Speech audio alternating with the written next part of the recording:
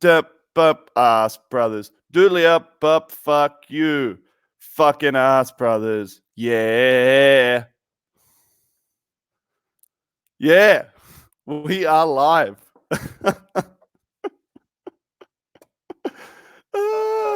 Oh my God. What have I just come into?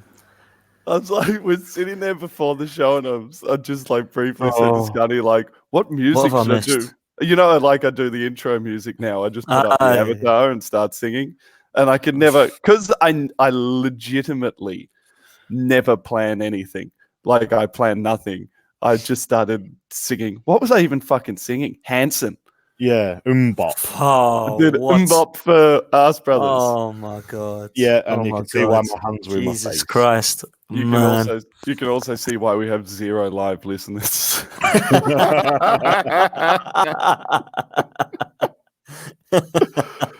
Oh, boys, this is going to be even less organized than what it usually is. So, not that anyone's tuning in right now, but for people who do end up listening to this, this is Manny's show, and Manny's gone fucking walkabout.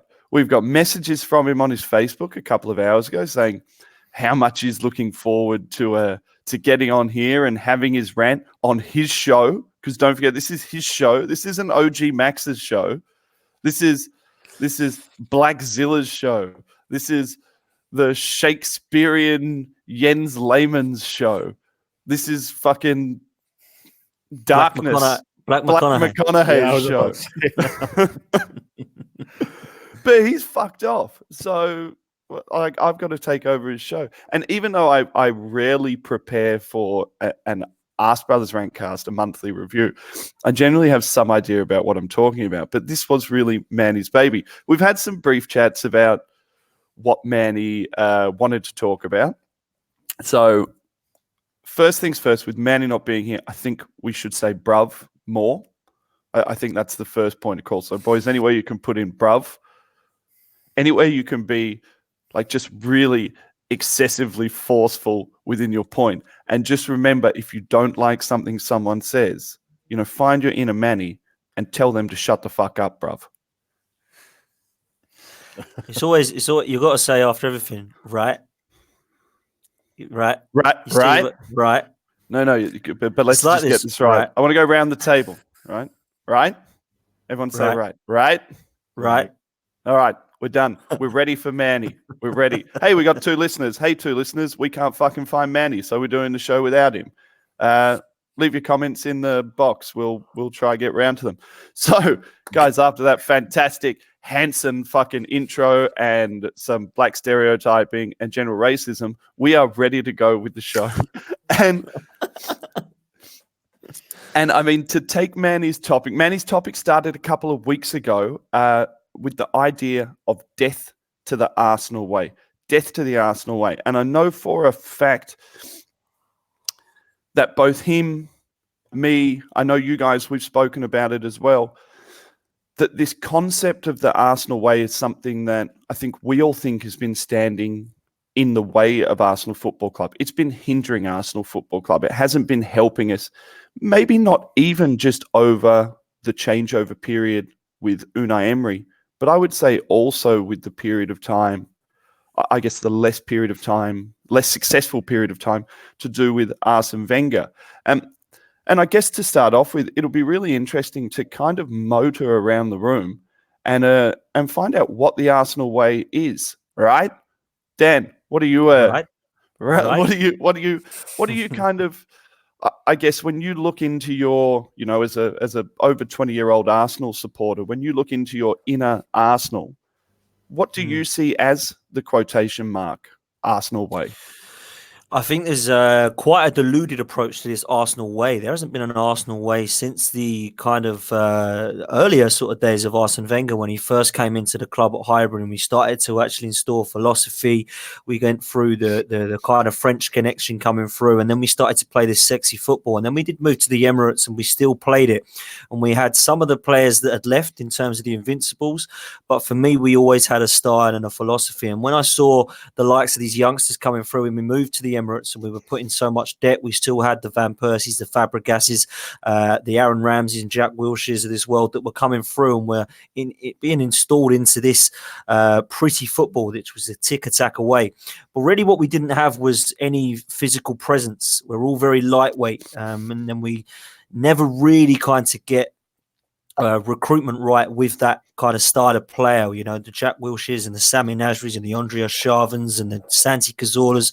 They were all very pretty to play football and watch, but they never really had that steel in midfielder at the back, and that was what really let us down. But this Arsenal way was always that it got to the stage of us playing 1-2s, brilliant football, walking the ball in, walk it in reds was always being sang around where I sit. And I think the Norwich goal at the Emirates really kind of epitomised what that meant, and that was the Jack Wilshere goal. It kind of flicks and tricks and then it walks it in. That hasn't happened for a while now for me. And I believe in the last couple of seasons under Arsene Wenger, it didn't happen. Even when we won the FA Cups, it wasn't this amazing tick-attack of football that we are known for or have been known for previously. And I think that people still live in the past in terms of the fans. I think there's still 15 years ago when we were winning stuff, going seasons unbeaten, getting into Champions League finals, doing things the Arsenal way, 49 undefeated, playing football the Arsenal way is the tune. And I don't think that we can be said for the last probably 10 years at least at Arsenal, because I don't feel that it has been always pretty football. I think it's been lightweight. Certainly the last few seasons since Wenger's gone, there hasn't really been a style implemented for me. So when people still say we want to be going the Arsenal way, that's living in the past. People still say it now, oh, this isn't the way that we should be playing football. Why? People need to wake up and be in the reality that we're no different to Everton at the moment. We're starting again. We're looking to find a style. And Arteta is now trying to build that and install that philosophy with us so that we can move forward. Unai Emery started off pretty well, in my opinion, got to the stage of high intensity and off-the-ball pressure. We started to kind of implement a style which was playing out from the back, and we did score some good goals, if you remember, in the early stages under Unai Emery. We scored a great goal against Leicester at home, which Ozil was turning up for in one of the only games he's turned up for since, with Aubameyang's goal. We scored a great goal against Fulham away that Aaron Ramsey ended up tucking away with a little flick. We scored a great goal against Chelsea that Iwobi put away, and we started to see a style. All of a sudden it started to go wrong when players started to play out of position. Then we saw them down tools on Unai Emery. Now it's starting again. So this kind of philosophy that we should be playing football the Arsenal way, that's been gone for more than 2 or 3 seasons. That's been gone for almost 10 seasons now, just for the pure fact that the style of player has never been different. And I think that we are now starting to see where Arteta can take us. We're starting to see similarities to Pep Guardiola's tactics. We're starting to see the fact that there is some fight installed back into them, and we're starting to see players step up. I believe now we have got a more off-the-ball, high-intensity style. So if that can be the Arsenal way under Arteta, then what his job is now to do is to be backed, which I'm still not sure he will be. But let's get the players in that want to play the Arteta way, and let's see where we can go with this team.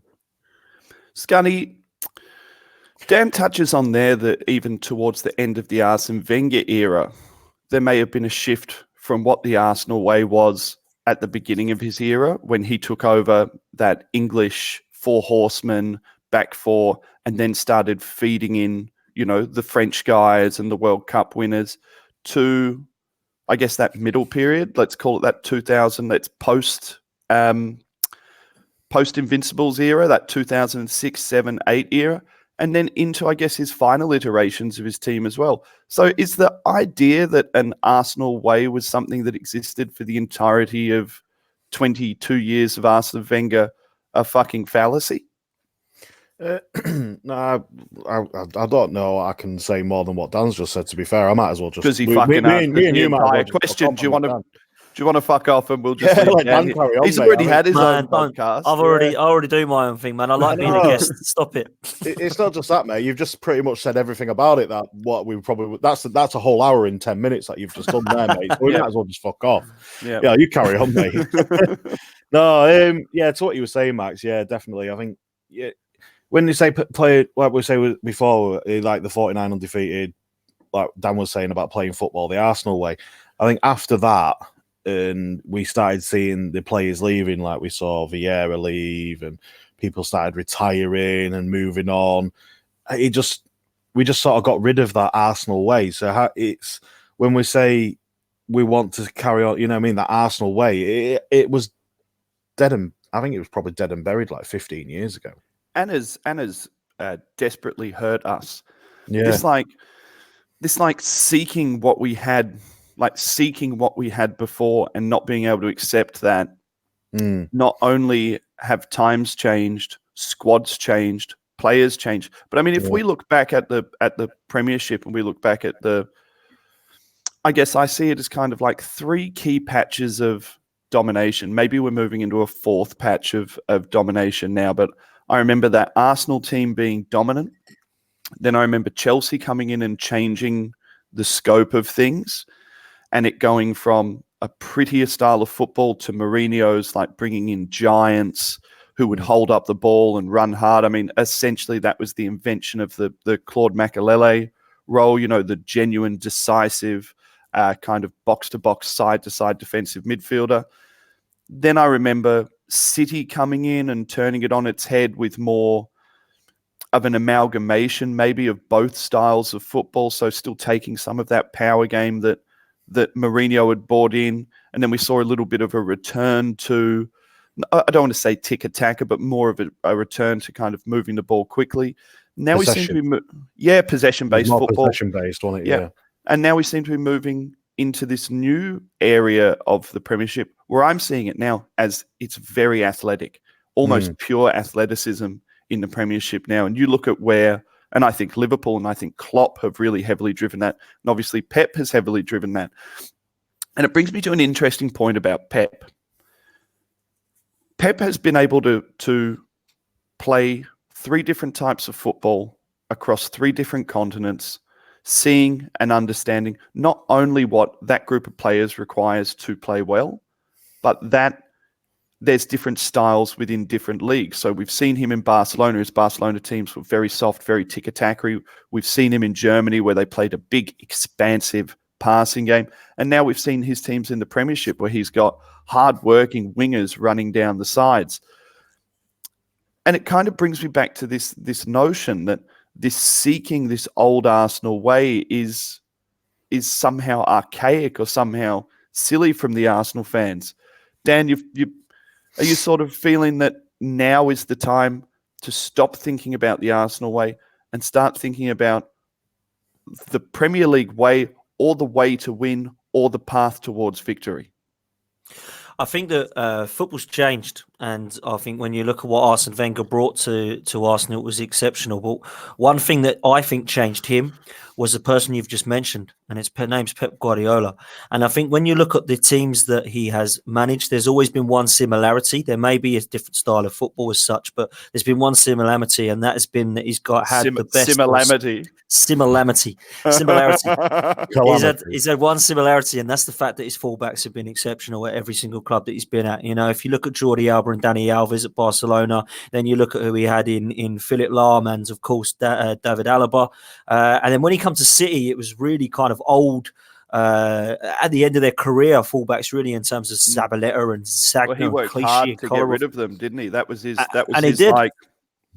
And it was, I need to get rid of these people and get people in. And they obviously spent a lot of money on Kyle Walker, who, love him or hate him, and has been great for them. And then left back, they looked at getting players in like Mendy, who, when fit, are really quick and do the job. And I think that is something that we have kind of struggled with over the kind of years, really, at fullback. I think it's been a position for us where we've never quite got it right. I think we've had good fullbacks, and Arsene Wenger was never really in the same mould of Pep Guardiola with how he can make his fullbacks work. And I think that we've had kind of good fullbacks, but never exceptional ones that have got that pace. And if you look at what Jurgen Klopp's doing now with Liverpool, 2 of his best players are the best in the world in Trent Alexander-Arnold and, of course, Andrew Robertson. So that for me is where football is changing. The fullback has become quite an important position.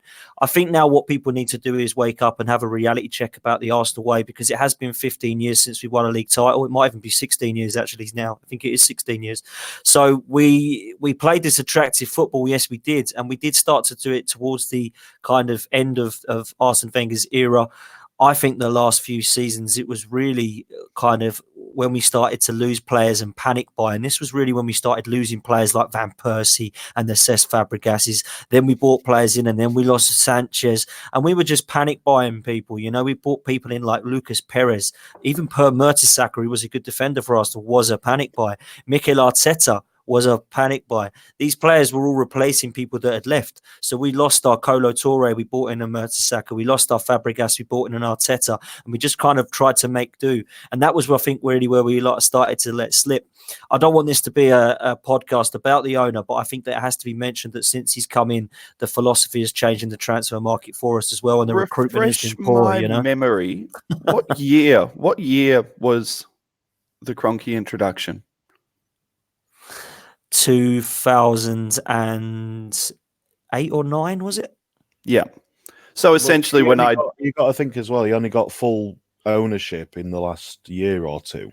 He still would have been. He still would have been in control of finance. I think he had a 51% stake. So yeah, he was. You know, what I mean, he was the main owner, for instance. But it's you got to think as well.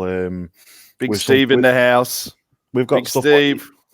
You got to think as well. It's like there's been talk. I know there's been a lot of talk now about losing our soul when we left Highbury, but that's the other thing as well. You see, I think this is when we started losing this Arsenal way because, like Dan was mentioning there, we were panic buying. We was buying cheap, you know, and I think that's the real issue. But even when Chelsea first come in and they started buying players for stupid amounts of money, even back then, you know, you're talking 20, 30, 40 million, and that was like, Jesus Christ, that's a lot of money for a player. Well, that's 60 million in new money. If we were spending probably near 100 million, if we were spending 60 million on players now, we would be we're expecting Aubameyangs at 60 million, you know, at 65 million. It's insanity.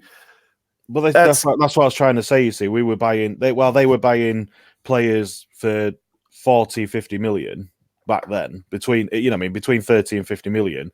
We were only spending 20 tops, you know, and I think that's the issue. You see, it's like Dan was saying, we were buying these cheap, you know, panic buys, the cheaper option, rather than thinking, oh, let's splash the cash a little bit and get this person, or let's try and splash the cash and keep this person, because there was always that wage problem that we had. We always had to stick to a certain wage with players, you know, that never went over a certain amount, and that only sort of changed when Ozil got his 350k a week in 2 seasons. Well, yeah, 2 seasons ago. Playing devil's advocate, was the Arsenal way the thing? And I put it in quotation marks again because we've already uncovered in kind of the first 17, 18 minutes that even the Arsenal way under Wenger changed throughout his reign. But a lot of people believe that the Arsenal way is the thing that kept us in 4th spot, that kept us in the Champions League, even though it might have held us back from being champions. You know, a champion, an actual champion team. People believe that the Arsenal way is the thing that kept us there. And because we put this up on Twitter before we went live with the show, and that came up a couple of times, and I kind of responded back to people and said, I just think it was the state of the Premier League, and it was TV money that changed the scope. And once TV money came in, or the bigger TV money came in, and it skinnied up the Premiership, it made more of the general ties a battle. I don't think you could flat track bully small teams like we used to. And then you tie that in with the fact that we didn't have those players, or we didn't seem to have those players who could go out and flat track bully anymore. We didn't have the Henrys. Even let's take the Henry replacements over a period of time. So where did we go from? We went from Henry with Anelka, into Adebayor, into Van Persie. Like, all of these guys ended up being top players and playing at top clubs. Even Adebayor, who's like a bit of a piece of fucking shit, but still, he still went and played at like almost every top club. Anelka went and played at almost every top club. Van Persie went and won the Premiership. You know, and then after that, we start feeding into this shemak, like fucking Sonogo. And it is a very defined period in time, and it's not something that can be swept under the rug. And I guess the thing that Steve's just popped up a comment saying unlucky with Eduardo. I would say that Eduardo was in that last class of when we were still doing serious business, because that 2008 team should have won the Premier League. It's after that 2008 period we go downhill, and it's funny that Steve popped up before 08 for Kroenke coming in. So anyway, I just think I just think that the scope of things changed to such a degree that it's very, very difficult for us to actually put fingers into, this idea of the Arsenal way and this changing of the guard and this changing of the Arsenal way. I kind of thought an interesting place for us to go, because seriously, guys, we've got no content. This is Manny's show, right? You feel me? Right? It is all guesswork, right? We're basically right? Bruv. Yeah, look here, bro. Shut the fuck up, man. I'm done with this. Now look here, bro. You forgot. You did forget Lord Bentner in your. Did forget Lord Bentner. You forgot Lord Bentner. Hello, Fergus. Fergus is not. Fergus is not as well. Great minds, Fergus, mate. That's it. And we forgot about my favourite player of all time, boys. The one, the only. Theo could have been world class. Theo Walnut. It's not Theo Walnut. Fucking Scunny. Don't make me. I will get on a plane. I will find out where Scunthorpe is. I don't know. And I will fucking hire a Sherpa and 2 fucking donkeys and a mule to get me to Scunthorpe. Really? Yes, I went and there. As soon as you knock on my door, mate, the fist will be there waiting. And then Manny will be somewhere in the background waiting to kick the shit out of me as well, if he's alive. No, I agree with what you're saying as well. But with the strikers and stuff, but we started losing a lot of midfielders, like we mentioned about. Dan mentioned about Fabregas going, and Rosicky was not really getting much time because his injury. He had a lot of injuries. We had players like Sami Nasri. As much as he is a massive bell end, he was a good player, but he still scored some cracking goals for us. Yeah, so you got to look at that. We started losing these good players, but I think you got to think as well. You see. This is the thing when this is when Man City started to come in, and if you look at the players that Man City bought in that sort of era, you got when they started to come through, they were buying players like Yaya Toure, Vincent Kompany, all big players, big, tall, strong players. But like we were saying about athleticism as well, they could do that. If you think back to when Arsenal started buying them type of players, you got to think back to that Invincibles era. You had Henry, you had Vieira, you had Sol Campbell. These are all big, strong, athletic players. Even Lauren and Ashley Cole as well. And this is the difference. Ashley Cole. Ashley Cole.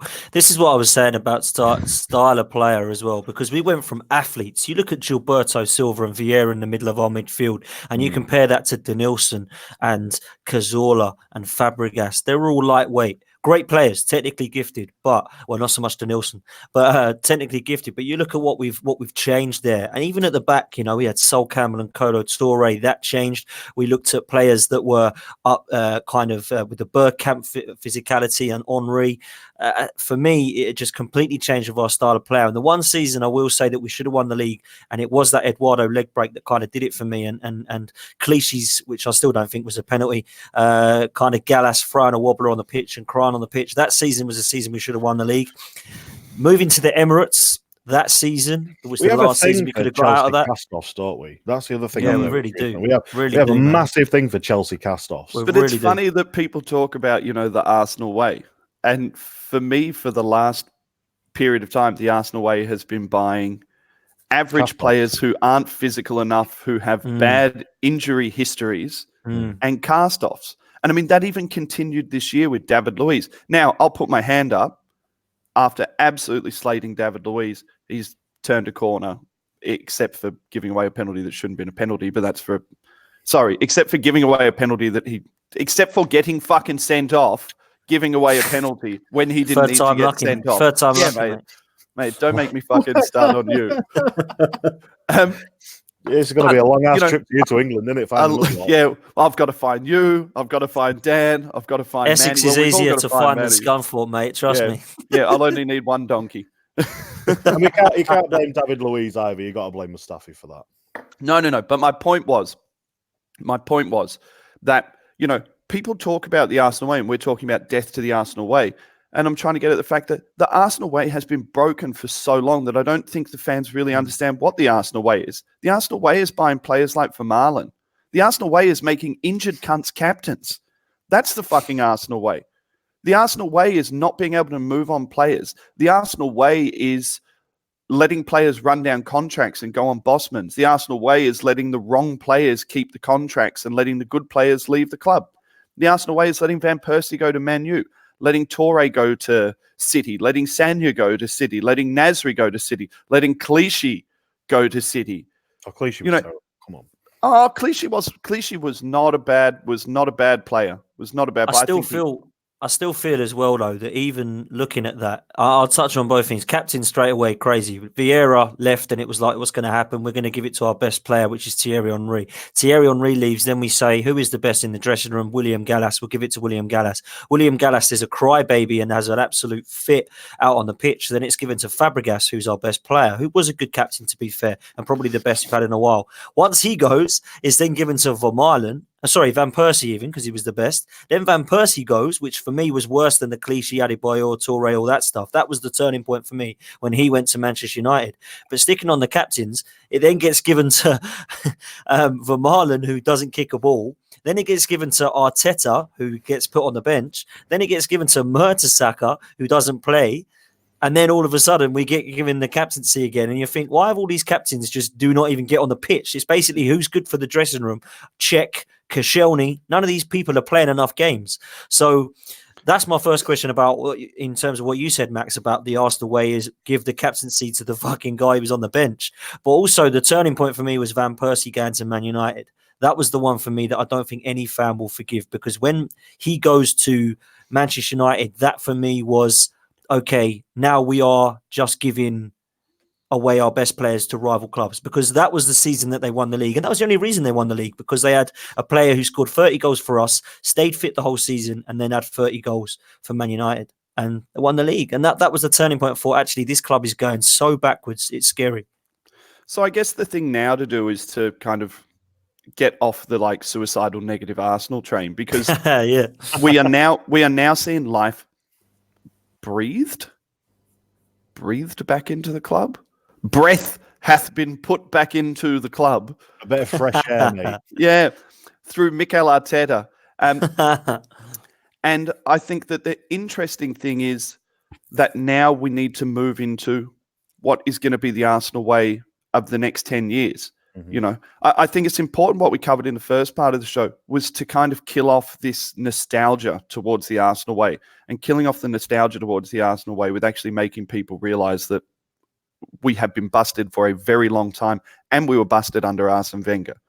So it's not like, in some ways, I think a lot of the fans, they have this marker in their mind, and it's like that 03 to 08 period. And that's the period they kind of hold on to. And I think it's difficult for people to start realizing that was 2008. It's 2020. We're nearly moving into 2021. There is just a huge amount of water under the bridge for the club now. But for the first time, we're starting to breathe life into the club, and we're starting to see something new. And it's interesting because Fergus put this comment up. The Arsenal way is fight and spirit. It's not. We haven't seen that for a but long it's time, where we though. have to fucking go. Yeah, and this is what I'm saying. If the Arsenal way was fight and spirit, it was so long ago that it's not the Arsenal way, and it hasn't been the Arsenal way for a long time. So I kind of thought we'd move into the second section of the show, even though I kind of thought nothing, because this is Manny's show and I'm covering for him because we don't know where he is, and I'm making. Can we have a guess of what's going on with him? Can we go around and just have a guess of where he is? And what he's doing? Either smoked a joint, he's gone to sleep somewhere, or he's eating a minge, and he's so vigorously eating the minge that he's using both hands to eat the minge. I mean, like a ripe peach, he's in there. Right. And because of that, he can't use his hands to text and tell us that he can't make it. Fuck you know. Or the third. Can we ask the listener? You know, the people listening, put in the comments and see. Yeah, where do you think? What do you think Manny's doing? Ferguson, Steve, and all them. Where is Manny? Where is Manny? It's like Where's Wally, except the black edition. So he's even harder to find, especially at night.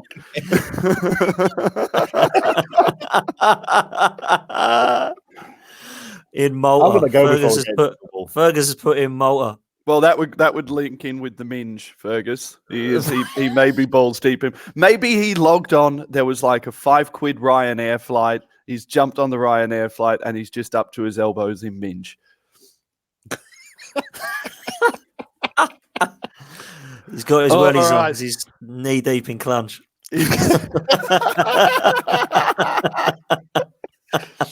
Oh, that's just reminded me about that bloody scene in between. I bet he's doing that, isn't he, in a club? Ryan, that's quality. Ryan's put lost in white booty. Oh, let's get back to this, Matt. Sorry, man. I don't even know what the fuck you asked now, mate. I was saying that because we can't look back, because essentially the Arsenal way is dusted, and we've proven that the Arsenal way is dusted, and that we're moving forward. I guess maybe we should handle the bridging period because it's a good question. Was anyone in the room particularly upset with 17-17 undefeated under Unai Emery? Was anyone particularly upset there? Because the football wasn't great. It wasn't the Arsenal way, but we were winning and we were scrapping and we were scraping through. And a lot of people, Fergus in the comments especially, would say that it's all about fight. And it's all about desire. But we did lose our identity throughout that Unai Emery period. Scunny, how did you feel throughout that period? And how did you feel about the shift in identity? I know there was Arsene Wenger moving out, and that was like our father leaving, and Unai Emery was like our stepdad coming in. But did you feel the massive shift there? Or were you, like I was, just focused on results?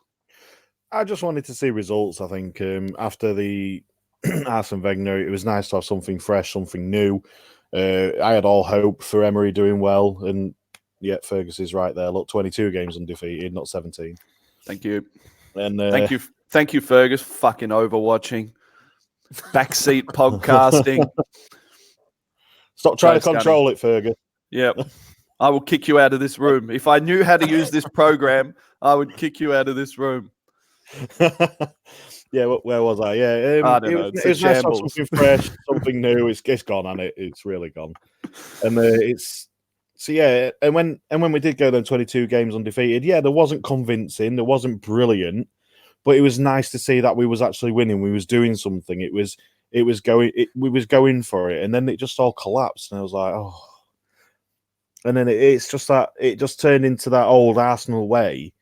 I'm saying the Arsenal way. It just turned into that old Arsenal way that we knew towards, into the back end of Arsene Wenger's season, where we just folded like origami, and it got back to that. And I just thought you don't want to see that anymore. You want to see some fight. Everyone wants to see some fight, like we did on Tuesday.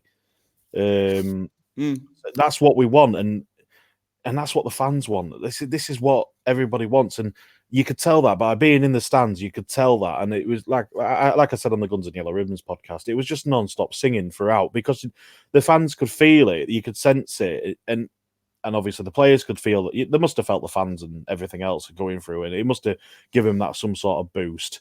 So it's nice to see that sort of thing, and when the fans react to it, it's better for all of us. Dan, did you throughout that Unai Emery period, obviously throughout the good Unai Emery period, or the quotation marks good Unai Emery period, were you craving the Arsenal way? Were you craving tiki-taka goals and Jack Wilshere? Because even under Emery, I would argue I think two of the best goals in recent memory came under Emery. There's an Ozil goal in there, which is absolutely fantastic.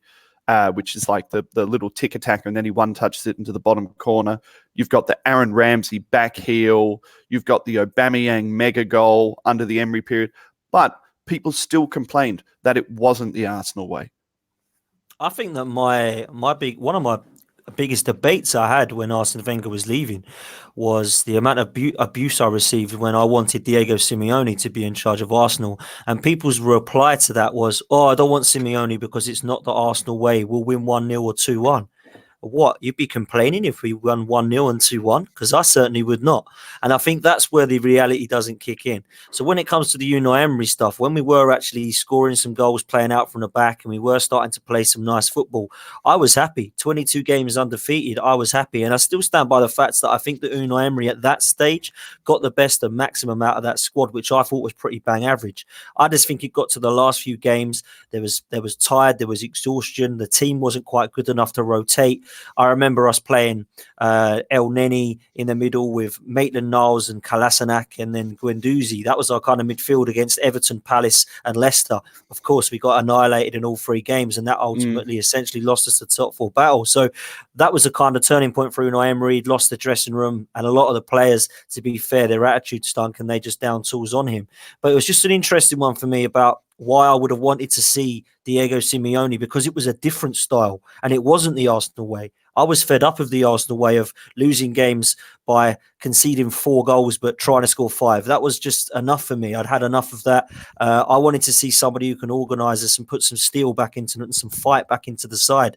And it's interesting because Fergus brings up George Graham 1-0 to the Arsenal. Nobody was complaining when we were at Anfield 89. Nobody was complaining in kind of the 91 season where we lost 1 game of football playing the boring football 1-0 to the Arsenal. I quite enjoyed that when it was the young time of my career supporting Arsenal with Ian Wright and kind of Dennis Bergkamp and all those players and the Paul Mersons and Alan Smiths of this world. So when it was 1-0 and 2-1 under the Simeone, I really wouldn't have cared. And that's what he's doing at Atletico Madrid. I think he would have been a great appointment, and I still stand by that. The board wanted to go with Unai Emery because he had an attacking style, and he did have an attacking style. But for me, I'd have taken Simeone still any day of the week.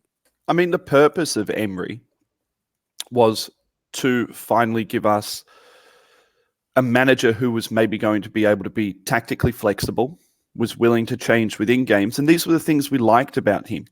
I mean, early on, it was actually the opposite of the Arsenal way that got us excited about Unai Emery. We were bored of the Arsenal way. Unai Emery was new pussy.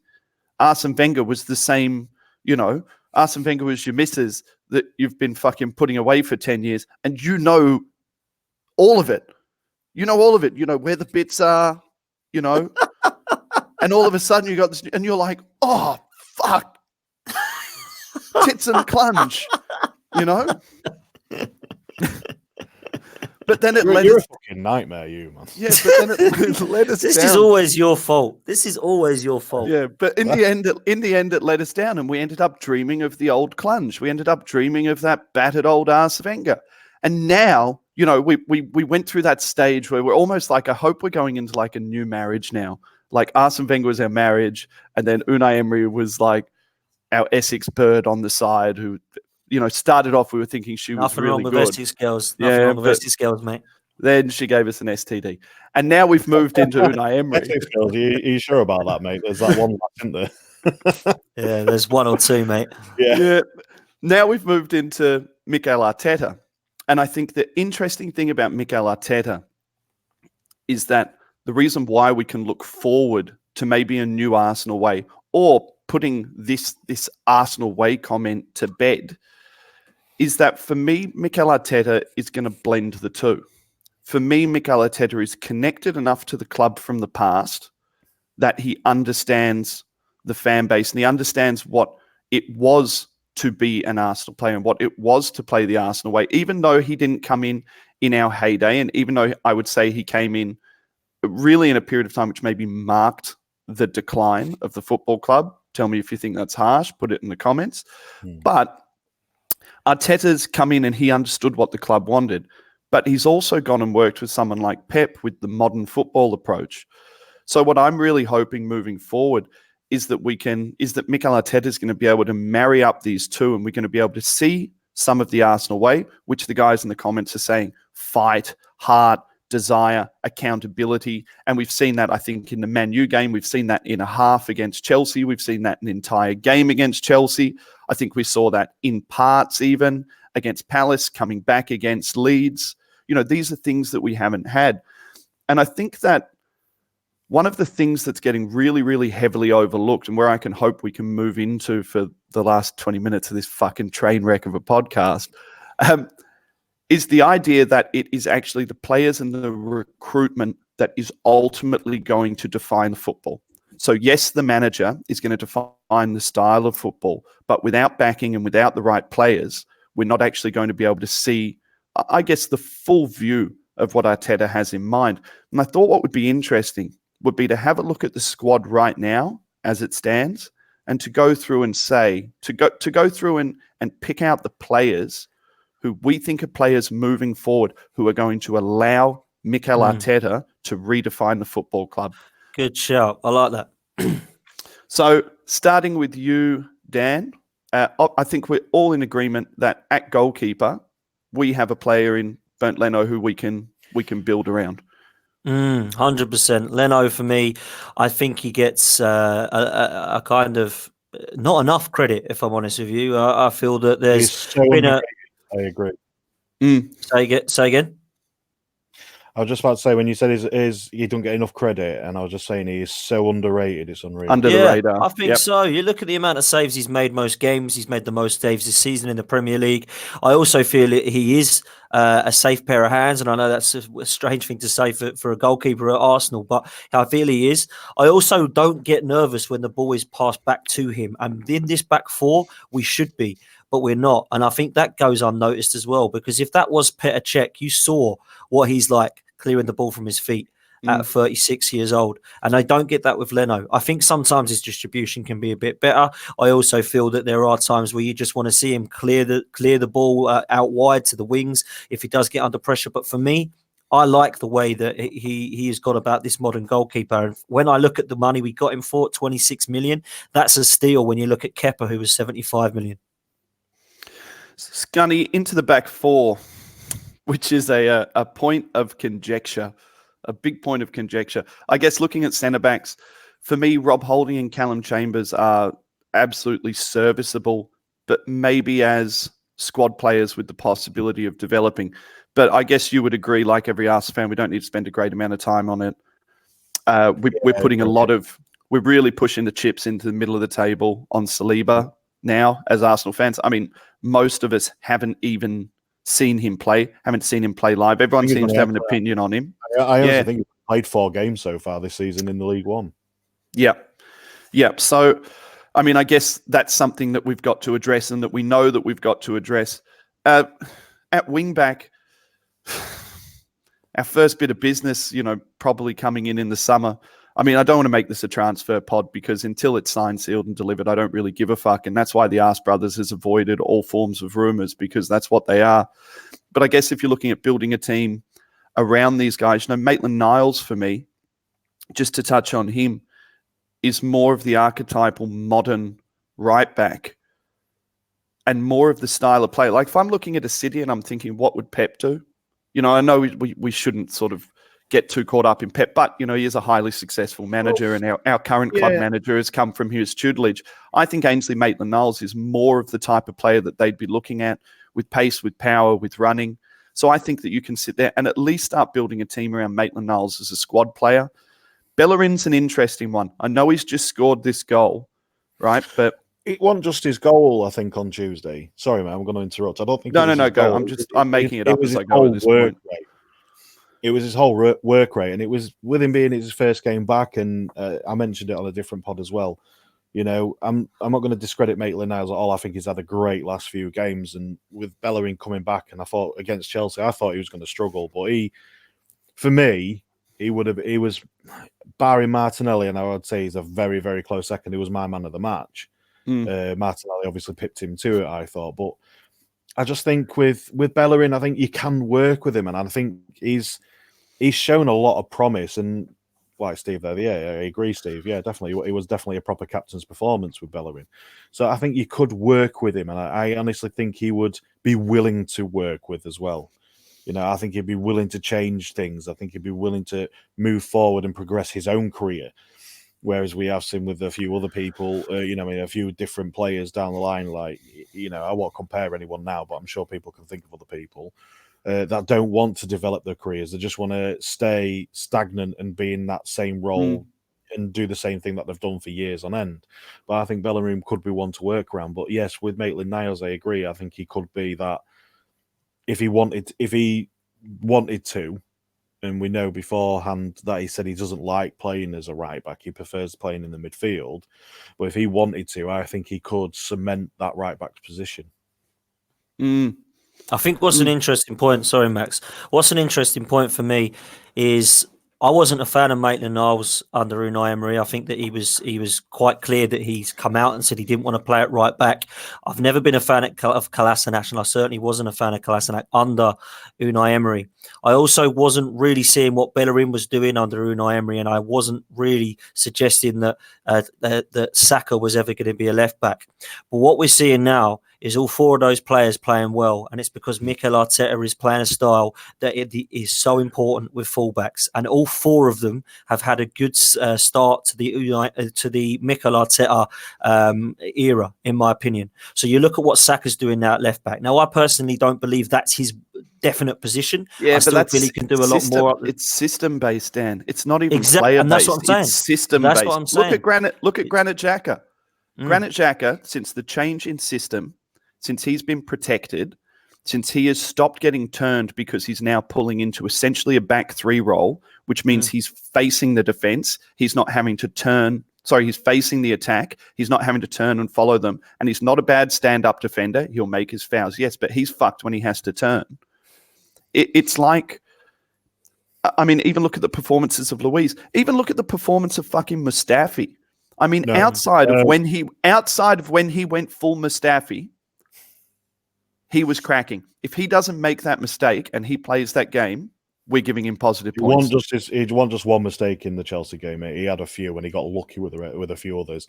But yeah, I would say that other than that, he was still a good version of himself. United. Yeah. But I can't stand Mustafi. Nor can I. But I'm trying to pull down on the concept.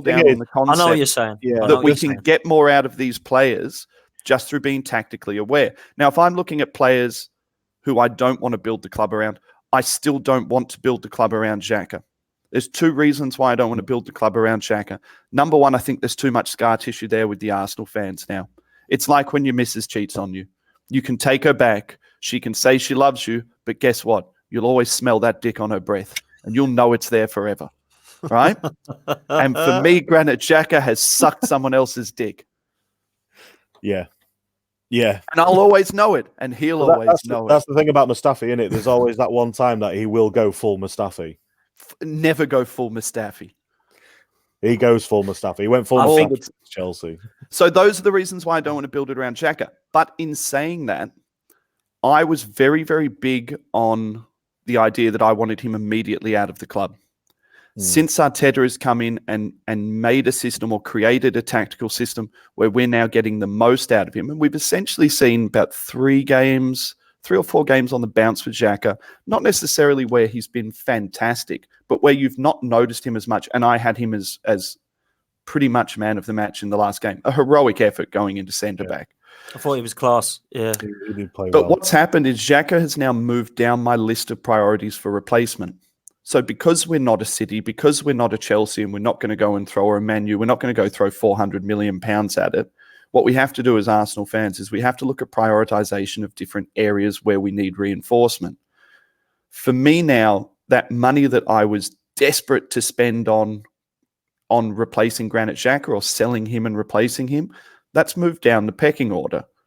So, I mean, now I'm looking at really it's 2 centre-backs for me. Like that's imperative that we bring in 2 centre-backs.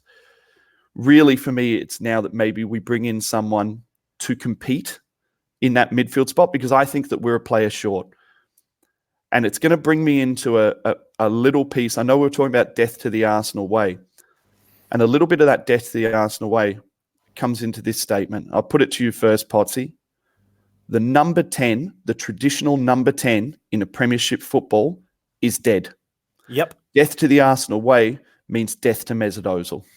I agree, and I think that you only got to look at Liverpool, and that is exactly what they've done. They sold Coutinho, who was their number 10, for 145 million, bought Van Dijk and Alisson, dropped him, gone into that free of hard-working midfield in Henderson, Fabinho, Wijnaldum, Oxlade-Chamberlain, Chiesa. Doesn't matter who plays. The 3 of them all work hard and understand. Even if James Milner's thrown in there, he does a job. And I think that's what we've got to look at. Even Kevin De Bruyne is not playing as a number 10 for Man City as such now, because it's just a dead position. And I think that with the rumours of Dani Ceballos going and the Mesut Ozil form, or whatever you want to call it, whatever he's doing, walking around on the pitch, you're absolutely right, Max, 100%. I'll be looking at that. And I think in position-wise, I think that in the summer, you're right about 2 centre-backs, whether Saliba's going to be ready to start and thrown back in. I would say two, I would say 2 plus I would say Saliba. 2.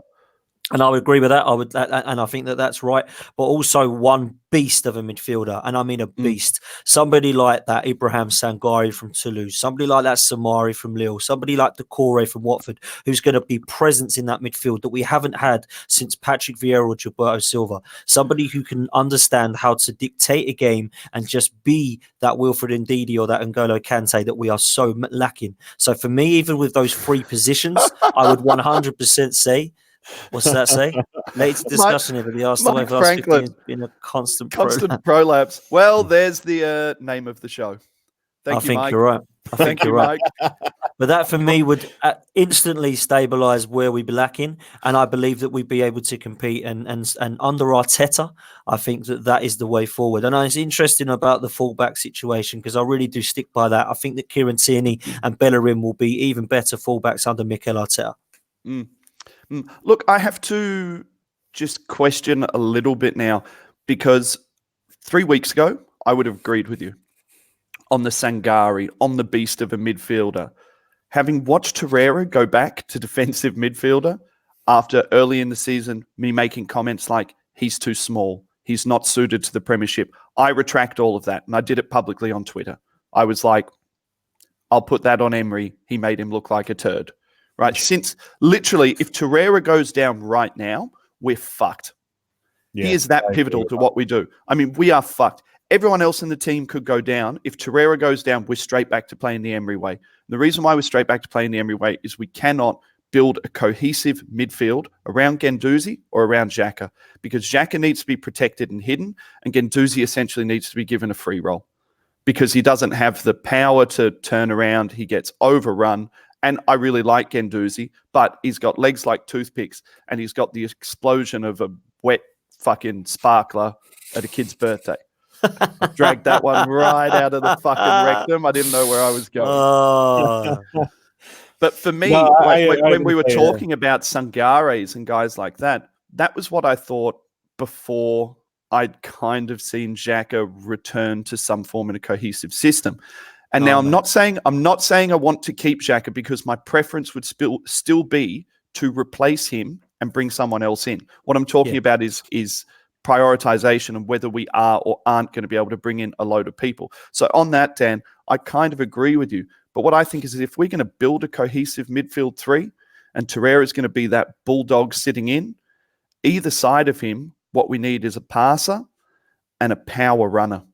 A power runner with goals, because we've got no fucking goals from the midfield. We've got no connective player from the midfield. And as someone who towards the end of Aaron Ramsey's career, except for the flashes that he showed us when he kind of made us remember why we liked him, I don't think that I can remember a time of our style being dismantled so much by losing a particular type of player. And that's late runs into the box, arriving late, goals from midfield.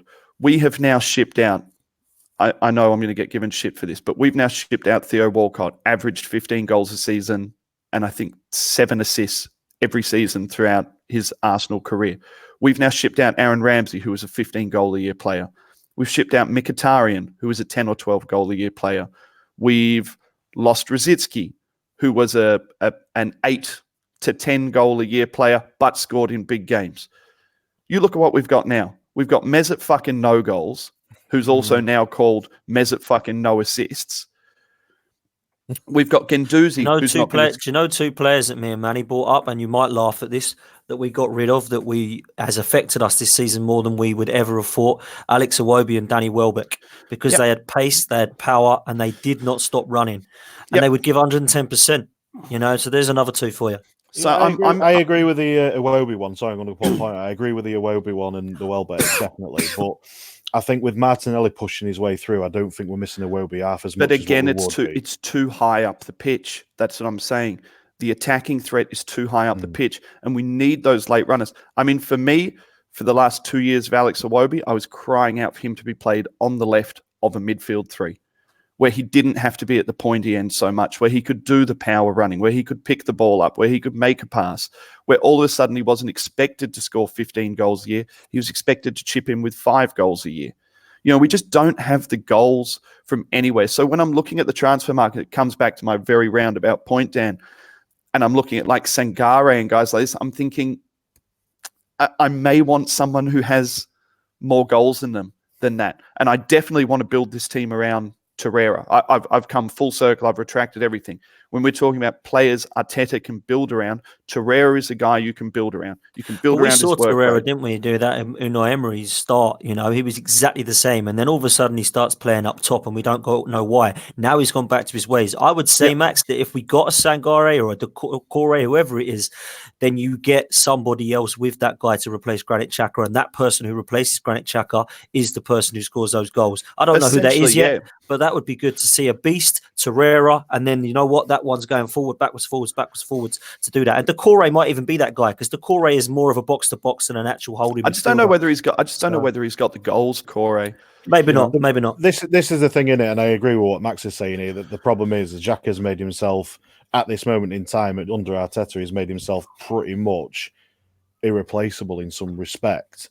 You know, or he's put like we were saying earlier. He's put himself. He's gone from the top of the transfer list down to midpoint.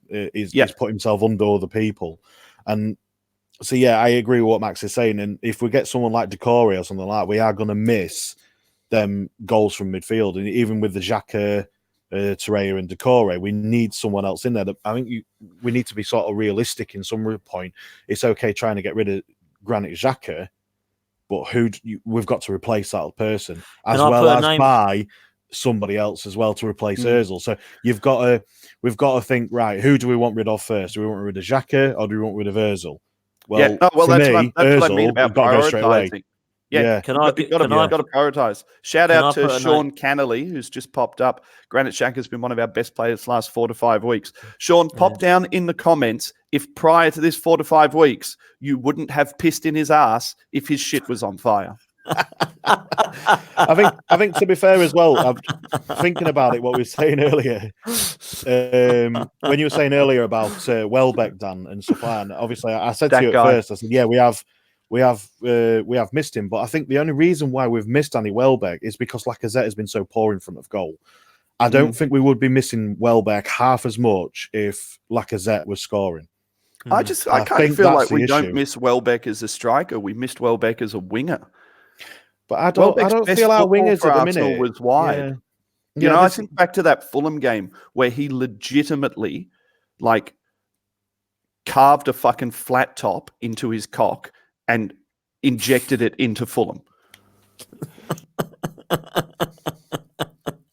I don't even know how. I don't even know. When I pictured Danny Welbeck's dick, I picture it with a flat top. I don't know. And it's early in the morning. Where does this all come from, man? I don't know, man. Can I put a name forward to you both to think of a midfielder that we could sign realistically that could score us goals? Jack Grealish. Yep. Would you take him? Yeah, I'll tell you who the other. The other one I like as well is McGinn, also at Villa. Same thing. Late runs into the box. And I'm not saying one of the areas I was sort of hoping to get to by the end of this was the idea that for a long time we've been building a very thin team. And now we've got this. Either we're in a great position or the position we're in is ultimately going to let us down. And so either way, I guess let's just throw it out there. Right now, what we seem to have is a squad that should be sitting underneath a squad of better players. So, I know Steve's in the room. I know Steve's got a big chubby for the youth and a big chubby for the kids. We like to have our chats online and talk about it. My biggest issue with these kids isn't that they're coming through the team. It's that they're coming through the team and people are thinking that they need to be first team players, that they need to be first squad players. And for me, these guys are nothing more than guys who should be coming off the bench. Now, if we're able to execute these guys feeding into the squad over the next 3 to 5 years, Steve's just put up, can we rephrase that? For legal reasons. He does have a chubby for the kids. Now I've completely lost my train of thought. Thanks, Steve and Ryan, you fuckos. Anyway, get together, boys. Professionalism. Be better That's than gone the out the rest. window hours ago, mate. But what I'm hoping is that the kids are going to form the sub squad. The kids are going to form the squad underneath the squad, and then we go into the market and we buy top players. So I'm hoping that your guys like Willock are going to come through well enough that they can come off the bench and be effective. Your ESRs can come off the bench and be effective. Your Ainsley Maitland-Nileses can interchange with your Hector Bellerins and still be effective. But that doesn't reduce the need for us to go and buy what looks to be like 5 first-team players. And I'd like to see the age demographic of those first-team players be pushing more towards 23, 24, than down towards this kind of like 19, 20, 21 kind of area, so that we can start to reestablish a team of men. And the last time I remember us having a real team of men is probably when I go back to 2006, and I think about your Perez's, and I think about your Gilbertos, and I think about your Campbells, even your Layman's. Like, none of these guys were kids. These guys were established. They were grown-ups. They knew what it was to win. They knew what it was to lose. They knew what it was to hang on, to come back, to win trophies. And so to kind of get to a roundabout point, I guess the new Arsenal way, like the way it has to be for the future, is to have a mentality of winning again, or at least to have a mentality of fighting. And I don't know whether when you lean on that quantity of kids coming through all at once, I don't know whether you can expect them to be able to do what a top team would do. And when you look across the top teams in the Premier League now, how many kids they got playing? How many kids have they got starting? 1, maybe 2. I mean, even like that City lad who everyone's losing it about, what's his name? Foden. Phil Foden, yeah. Even Foden, who I would argue is better than anything that we've got at the club in a similar age bracket, even he can't push his way into the City team because they recognise that they need to be going and buying established players to win in the league. So is that the sorts of players that we need to be looking at in the transfer window? Established Premiership players of a slightly older age demographic that we can still get 3 to 5 years out of. I think so. I said we didn't have to look far, and I wouldn't bother me if we went and put in a bid for Lewis Dunk, Nathan Aki, Connor Cody, somebody who's Premier League experienced, that has an understanding of a bit of an old school defending. I've mentioned Decore already. I think that he's going to be a great lad. Or even if you looked at the Leeds defensive midfielder against us, he was absolutely top drawer. I remember me and Scully talking about Calvin Phillips and saying how great he looked. Yeah. So it wouldn't bother me that as long as Arteta believes that he can coach them into a way that he believes we can go forward with it, then I'm not bothered by that. And I said that right at the start. If he could get hold of people like Callum Chambers, Rob Holding, Kieran Tierney, Bellerin, Saka, Guendouzi, Martinelli, and say to them, you are young enough to be coached into the mold that I want to see you be coached in, then I'll have it. What I didn't want to see was the senior players getting thrown in and just sticking with them, because at the moment it was looking like they just down tools on Emery, and I still stand by that. What I have seen is a real improvement with some of these young lads. Even Guendouzi come on Tuesday night and was back to his old self, which I love to see. Real passion, really giving it us all. And I looked at the likes of Martinelli's performance, and it was just absolute joy to watch. And I just want to see that and think, do you know what? I'm actually really looking forward at the moment to see what Arteta can do with some more of these young players and try and improve them, because I look at it now and think we've got Bellerin and Tierney, we've got Torreira, they're all still in their early 20s. We've only really got the likes of Mesut Ozil and Aubameyang and the likes of the old guys at the back that are moving into their 30s. Everybody else is fairly young. Fuck off. So. Yeah. And I still believe some of the others have as well. Don't get me wrong. I still would look to get rid of Socrates, Luiz, Kolasinac, these sort of players. But I look at the youngsters and I think actually I'd keep the majority of them, and I would make a case for most of them now. Yeah, and that's what I'm getting at. I would keep majority of them, but I wouldn't keep majority of them and believe that they're going to be the guys who, for the immediate future, are going to get us back to top of the pops. I think they need to be fed into the team, top of the pops. They need to be fed in. They need to be playing 20 games a year. We got to go in a tick because I've got to go play golf because it's Friday and that's what I do.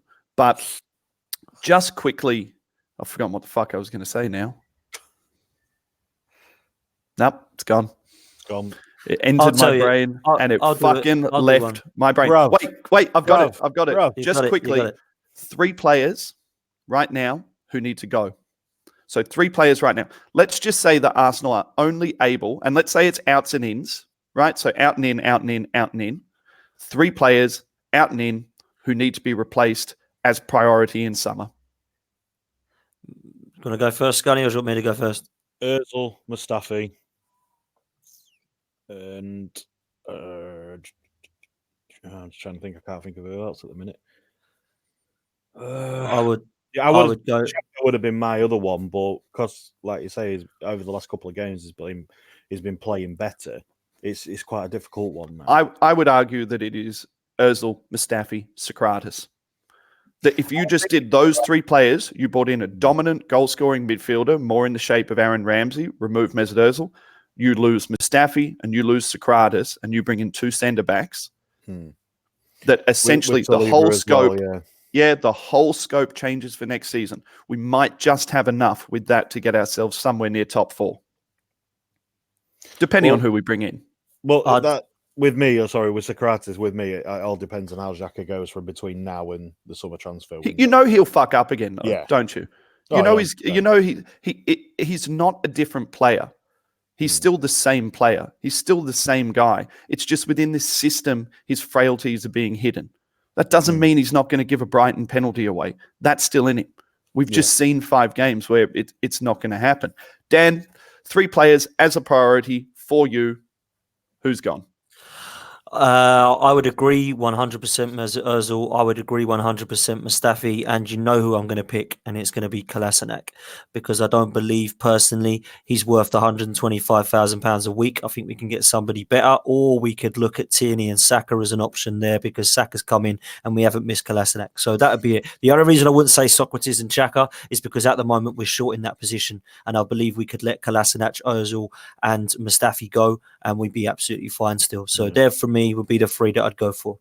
Good shout. So, boys, we're going to keep it down to a reasonable amount today, because this has just been a treasure trove. A treasure trove of garbage. This has really just been 3 mates sitting around having a chat today, which is what the Arse Brothers do. Guys in the chat, thanks for listening to this debaucherous load of shit. Scunny and Dan, thanks for coming in. Dan, you're doing lots. You're on lots of pods at the moment, but your main one that you're concentrating on at the moment is the Pots preview. You want to plug? Go forth and plug, brother. You don't even need to fucking plug. Cheers, man. It's so fucking big anyway. Plug something else. Plug your next door fucking neighbor. It's not amazingly big, but it's doing quite well, so that's nice. So yeah, same old Arsenal podcast. Please come along and subscribe. Pots previews are going most weeks now, trying to preview most of the games, as many games as we can, and get opposition fans on as well to see what they think about Arsenal at the moment, but more importantly about what we're expected when we come up against them. So please come on to YouTube and take a look at that. Obviously, you'll see me and Scunny and Max on Guns and Yellow Ribbons as well. So yeah, come and join in the podcast fun and come back and join us on Arse Brothers, because it's very different in comparison to other podcasts. Let me say that. Scunny, as always, the guys can catch you as a semi-regular on Guns and Yellow Ribbons, and they can also hit you up on your Twitter tag. What's your Twitter, mate? It's there. There. That's Scunny Mike. Arse Bros, thank you so much. Stay tuned for the outro music, because it's coming. Oh God, no. And I will remember to turn off the fucking broadcast this time, because last week I forgot to turn the broadcast off. And there's all these fucking comments on the bottom going, "We can still see you, dickhead." And I was like, "Oh fuck!" But could they see Manny? Because they're not going to see him tonight. No, they're not going to see him. And Manny, we hope you're alive. Loving life, both hands deep in clunge. All right, guys, I'll catch you later. Hold on, how the fuck do I do this? Wait. Bum bum bum bum bum bum bum bum bum bum bum bum bum bum bum. Fucking Arse Brothers. See you later, cunts. Fucking Arse Brothers.